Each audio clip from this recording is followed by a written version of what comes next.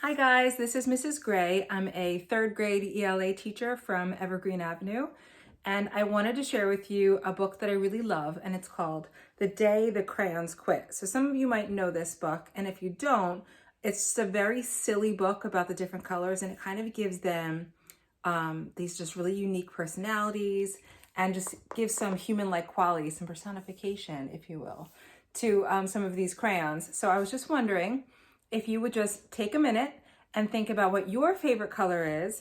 And I'm just wondering if you kind of use that color more than some of the other colors in your crayon box, because I know I do. Many of my students know that my favorite color is this one right here. It's like a blue-green tealy color, and I do use it all the time. My whole dining room is this color. I use it as much as I can, so I can kind of relate to some of the crayons or some of the colors in this book. So this is The Day the Crayons Quit. And this book is by Daywalt. I love that illustration page with all the colors. It reminds me of like dumping your crayons out so you can see all of the ones that you want to use. The Day the Crayons Quit. One day in class, Duncan went to take his crayons out and found a stack of letters with his name on them. You can see that it says, "To Duncan."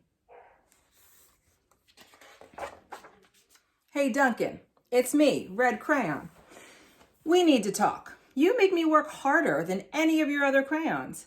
All year long, I wear myself out coloring fire engines, apples, strawberries, and everything else that's red. I even work on holidays.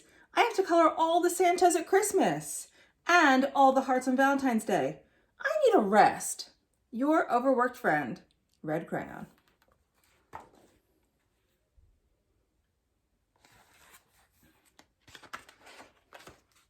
"Dear Duncan, all right, listen.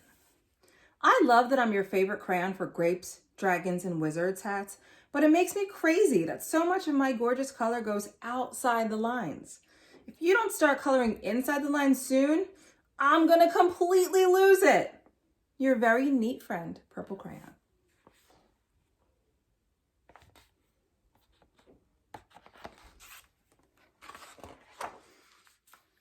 Dear Duncan, I'm tired of being called light brown or dark tan because I'm neither.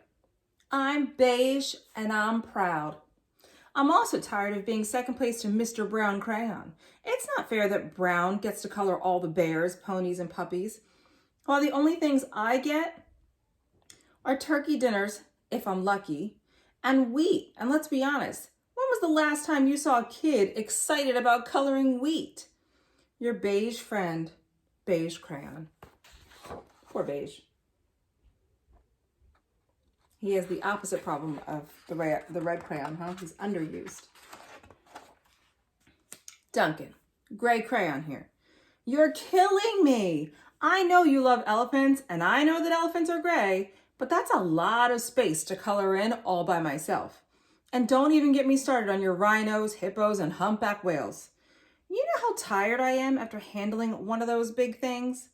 Such big animals. Baby penguins are gray, you know. So are very tiny rocks. Pebbles. How about one of those once in a while, just to give me a break? Your very tired friend, Gray Crayon.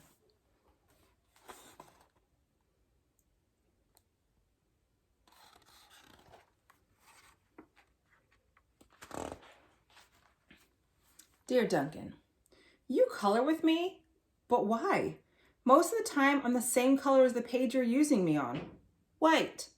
If I didn't have a black outline, you wouldn't even know I was there. I'm not even in the rainbow. I'm only used to color snow or to fill an empty space between other things.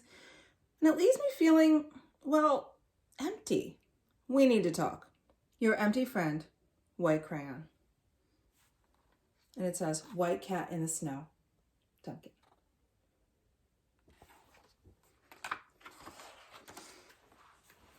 Hi, Duncan. I hate being used to draw the outline of things that are colored in by other colors, all of which think they're brighter than me. It's not fair when you use me to draw a nice beach ball and then fill in all the colors of the ball with all the other crayons. How about a black beach ball sometime? Is that too much to ask? Your friend, Black Crayon.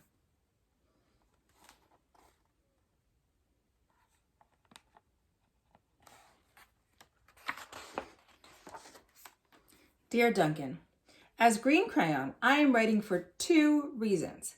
One is to say that I like my work. I love my workloads of crocodiles, trees, dinosaurs, and frogs.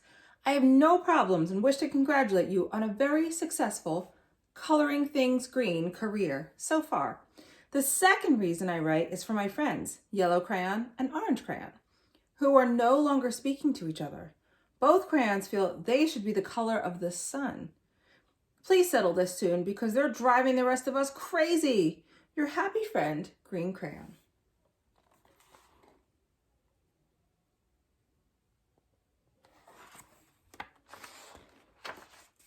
Dear Duncan, Yellow Crayon here. I need you to tell Orange Crayon that I am the color of the sun. I would tell him, but we're no longer speaking. And can I prove I'm the color of the sun too? Last Tuesday, you used me to color in the sun on your Happy Farm coloring book. And in case you've forgotten, it's on page 7. You can't miss me. I'm shining down brilliantly on a field of yellow corn. Your pal and the true color of the sun, Yellow Crayon. And there's that Happy Farm picture. And sure enough, he did use him to color in that sun. Dear Duncan, I see Yellow Crayon already talked to you, the big whiner. Anyway, could you please tell Mr. Tattletale that he is not the color of the sun? I would, but we're no longer speaking. We both know I am clearly the color of the sun because on Thursday, you used me to color the sun on both the Monkey Island and the Meet the Zookeeper pages in your Day at the Zoo coloring book. Orange, you glad I'm here?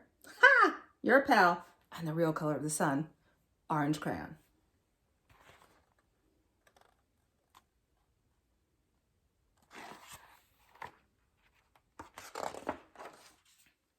Dear Duncan, it has been great being your favorite color this past year, and the year before, and the year before that.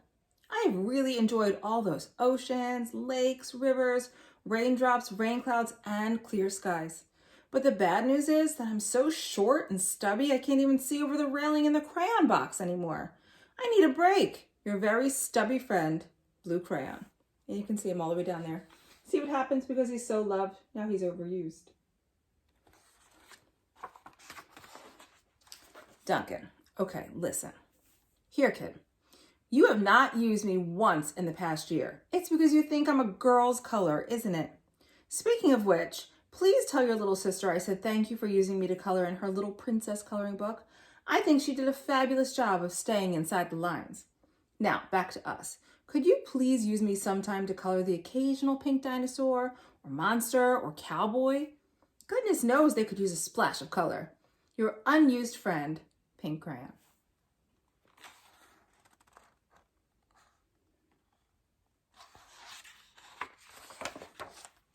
Hey Duncan, it's me, Peach Crayon. Why did you peel off all my paper wrapping? Now I'm naked and I'm too embarrassed to leave the crayon box. I don't even have any underwear. How would you like to go to school naked? I need some clothes. Help! Your naked friend, Peach Crayon. Poor Peach.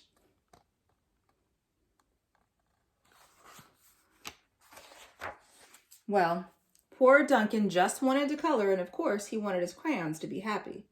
And that gave him an idea.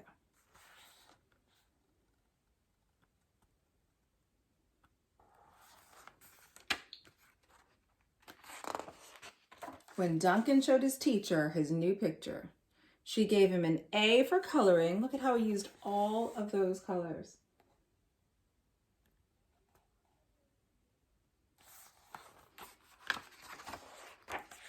And an A+ for creativity.